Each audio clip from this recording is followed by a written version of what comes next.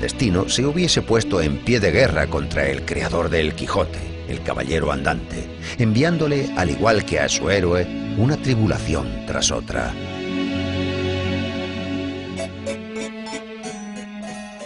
Miguel de Cervantes nació el 29 de septiembre del año 1547 en el seno de la familia de un noble arruinado, Rodrigo de Cervantes.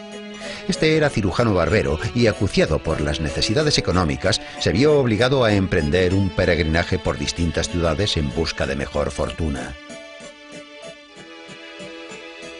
Al final, Miguel no tuvo más remedio que ponerse a trabajar.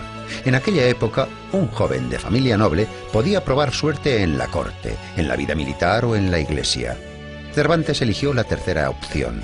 Entró al servicio del cardenal Acquaviva y se fue a Roma. Sin embargo, el oficio de ayuda de cámara no era del agrado del apasionado joven español. Al cabo de un año, movido por ambiciosos ideales, decidió incorporarse al ejército español. El 7 de octubre del año 1571, el barco en el que servía Cervantes combatió en la batalla de Lepanto. Miguel luchó con valor y recibió 3 balazos de arcabuz durante la contienda, uno de los cuales le dejaría inutilizada la mano izquierda para siempre. Pero ni siquiera esto consiguió apartar a Cervantes del ejército.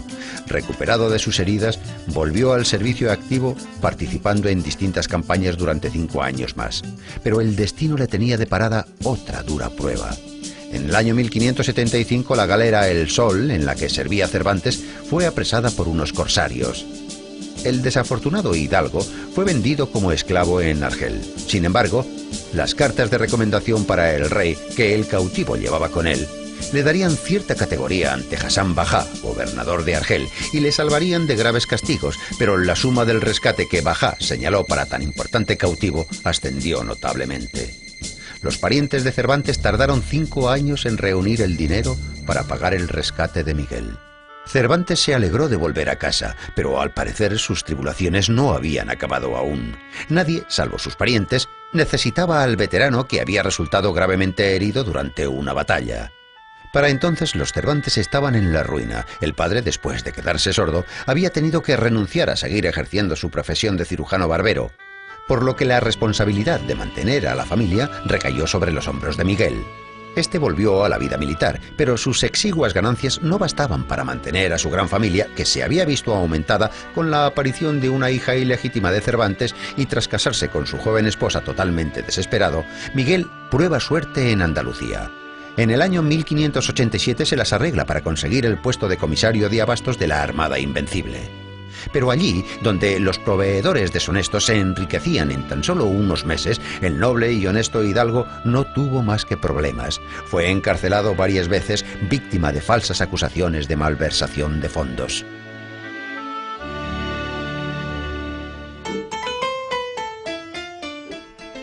Durante uno de sus períodos de cautiverio, Cervantes empieza a escribir su obra más famosa, el ingenioso hidalgo Don Quijote de la Mancha, concebida como una parodia de las novelas de caballería.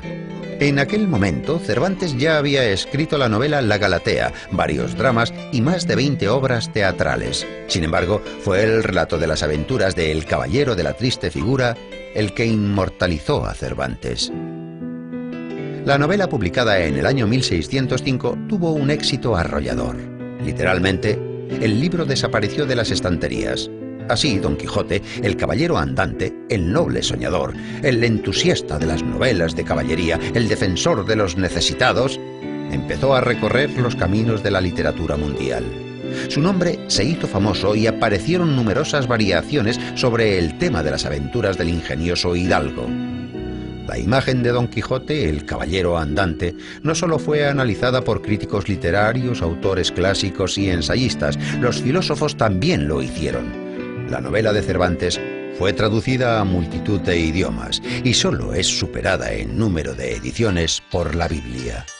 10 años después de la publicación del Quijote en España, se publica la obra titulada Segundo tomo del ingenioso hidalgo Don Quijote de la Mancha. Sin embargo, su autor no era Cervantes, sino alguien que se escondía tras el seudónimo de Alonso Fernández de Avellaneda. El Quijote de Avellaneda carece de nobles ideales y solo aspira a enriquecerse. Afortunadamente, el plagio de Avellaneda pasó casi desapercibido para los lectores. Por otra parte, El falso Quijote forzó a Cervantes a escribir la segunda parte de su novela, en la que sublimó los ideales humanitarios del protagonista.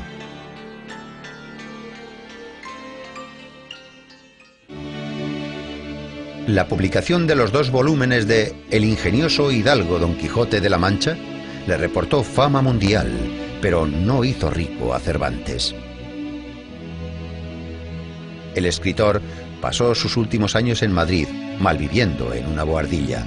En el año 1613, Cervantes ingresó como novicio en la Orden Tercera de San Francisco, en la que pronunciaría los votos definitivos 3 años después. El gran escritor falleció el 23 de abril del año 1616 y fue enterrado de caridad con el sayal franciscano en el convento de las Trinitarias. Pero sus héroes, el caballero de la triste figura Don Quijote de la Mancha y su fiel escudero Sancho Panza, llevan ya 400 años viviendo entre nosotros.